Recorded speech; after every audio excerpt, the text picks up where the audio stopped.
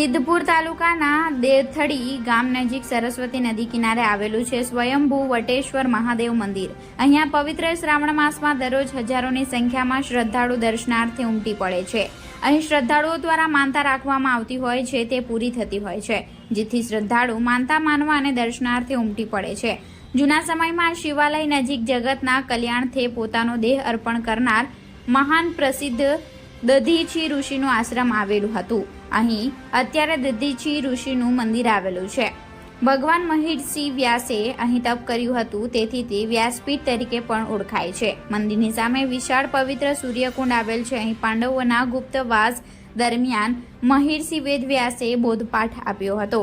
પાંડવોના લક્ષાગૃહમાંથી નીકળેલ દેથડી સરસ્વતી નદી કિનારે આવેલ વટેશ્વર મહાદેવના સ્થાને આવ્યા હતા અને પાંડવોએ 5 શિવલિંગની સ્થાપના કરી હતી અને 5 ગુફાઓ બનાવી હતી, જે ગુફાઓ આજે પણ હયાત છે।